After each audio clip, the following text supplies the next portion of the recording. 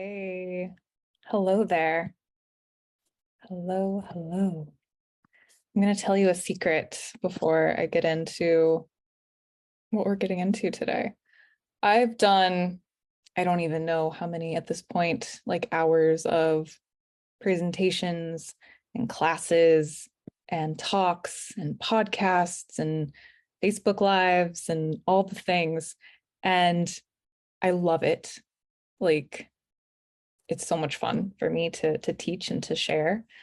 And there's always that split second, that split second when it's like, all right, we've begun, where it's like, I don't know what to do with my hands. I don't know like how to begin. It's like I don't know, I need like it's just like that awkward, and hello there. It's like a news anchor, like something.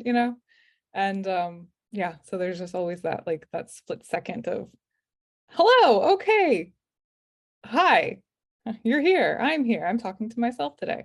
So that aside, because that's not why we're here today, we're here to talk about this beautiful practice of building resilience with seasonal flow, with nature's rhythms. And the art of seasonal living is something that is so near and dear to my heart, that has been so just monumentally life-changing for me and my family and my clients, and something I've been teaching and sharing about for a very long time. And I've kind of developed my own um, take and system on it. Obviously, I didn't invent the seasons. Some being far wiser and grander than myself orchestrated all of this, and it's just a true honor to be alive on the earth and to be part of the whole web and the whole wheel. So we are about to transition into spring here in the Northern Hemisphere.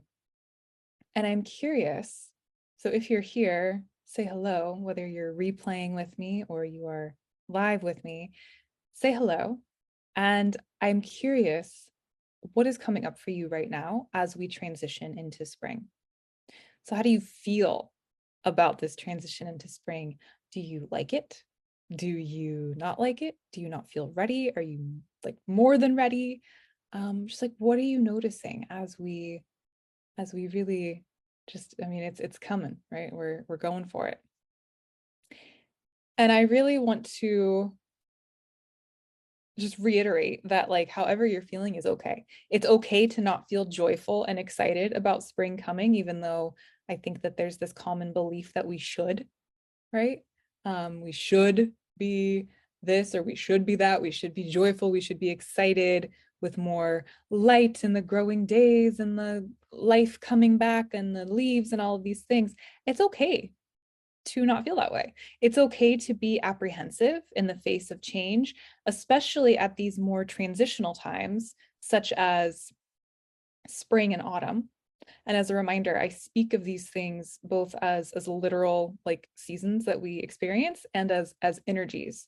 So it's okay to feel apprehension in the face of changes, especially during transitional times like energetic and literal spring and autumn, which aren't quite as like fixed as summer and winter. Those are a little bit more like we've gone somewhere and we're here, right? It's like full on peak brightness in the summer, or it's like we're in the dark and we're resting in the winter. Whereas autumn and spring are a little bit more of those transitional, a little bit more active, right? Spring is like we're gearing up, we're winding up, we're going towards this massive expanded time, right? We can think about this also like in our projects or in other things in our lives where there's like a wind up, and autumn is the other way where we're decelerating, winding down. And aligning with nature's rhythms is really my favorite way, truly my favorite concept, my favorite way of addressing the actual root cause of why it feels so hard to be a sensitive, deep feeling person a lot of the times. So aligning with nature's rhythms is my favorite way. It is the most powerful way to address this root cause of why being a sensitive, deep feeling person feels so hard. And so this root cause, as I've shared before, is a two-part problem that creates a vicious cycle. And that two-part problem is, okay, this is why it's so hard for many of us so often, this two-part problem of unacknowledged shame and a weak foundation of holistic, consistent, resilience building self-care that's aligned with nature's rhythms and that addresses the 5 elements of your being. And one of those elements is a connection to nature and your sense of spirit. So we have this two-part problem and this practice of aligning with nature's rhythms. And we're going to get into specifically like what it looks like for spring in a second. So stay with me. I really want to make sure that you're tracking with me here. So when we have this problem, right? Sensitive, deep feeling people, life feels freaking hard. We experience the burnout. We experience poor physical health, anxiety, overthinking, people pleasing, whatever other, label or symptom or thing that you want to throw on there. But it feels hard, right? We live in a world that's not really designed for sensitive, deep feeling people. It praises qualities more like extroversion and logic and thinking, which are all fabulous and beautiful. And then for those of us that are more on the other end of the spectrum, more emotional, more intuitive, more feeling, it can be really hard. So it's coming at us from all angles, right? And when we have this nature's rhythms, these natural things that are untouched, untampered with, it helps us to address this twofold root of the real reason why we're burnt out, the real reason why our health is suffering, the real reason why we are continuing to experience anxiety and self-sabotage and all the things. So that shame and that weak foundation of resilience building self-care. So when we can align with nature and honor these rhythms and make adjustments in our lives, right? It sounds so simple, right? And it really is, but it is the most profound way of really just addressing all of this. Everything becomes easier. Everything becomes so much clearer. Our energy expands, our emotions are more stable. We're able to be with them and use them as the guides and the kind of teachers that they are. We're able to really be with our minds without having it be this toxic, crazy place that just wants to tell us how bad we are or, make up stories. So when we align with nature's rhythms, we're allowing this natural flow of these cycles that exist within us and around us. So we have our own internal winter, spring, summer, fall energetically on a daily basis, right? So feeling into what do each of those seasons represent and feel like to you, you're going to have them at all times of the day, throughout the day. It doesn't matter what's happening on the outside, right? When we're experiencing that season on the outside, like we're about to have spring, it gives us an opportunity to really have a greater kind of visceral, tangible experience of it also. And so we find ourselves noticing, right? So spring is coming. And we may find ourselves noticing a desire to make some shifts in the ways that we are living to ensure that we're supporting our resilience, right? And we may notice some resistance and hesitation in doing that. And oftentimes these are so just innate and intuitive. It's not like we're really thinking about it, right? It's we might start to notice some lighter foods are sounding more appealing. My appetite is decreasing a little bit. I notice I really want to maybe move more. I might find that I notice that I'm not wanting as much rest and stillness. I'm kind of starting to feel more of the lighter things, right? Aligning with that energy. The energy of spring is very air. It's very up and out. Yeah. And this isn't to say that if you're not feeling that way, there's something wrong with you. This is just the energies of spring. Okay. So we may find ourselves noticing we want to do something differently, and then that shame will come up. And this shame is, again, the way I define it is this perception that our sense of safety, belonging, contentment, or joy are in jeopardy, and that it's our fault. It's something we've done. It's something about us because we're bad or wrong. So if I am noticing that I want to make some changes, and I'm noticing, because I'm such a sensitive, deep feeling person, that I'm so connected to the seasons, I'm so connected to these changes, and I need to make some adjustments. I'm noticing some impulses, but I feel like the people around me, or really just the world at large in our modern days, isn't also doing that, because we're really shown and taught to kind of just like be the same all the time, right? Exist in a constant state of sameness and producing and being productive and being outgoing and extroverted and out, right? A lot of like with our artificial lights on all the time and just like right? It's a lot of that like full on energy all the time. There's no shifts and variations. And it's like no wonder so many people are so sick physically, emotionally, mentally, spiritually, when we're being told to do this. And so for a sensitive, deep feeling person, that just does not work.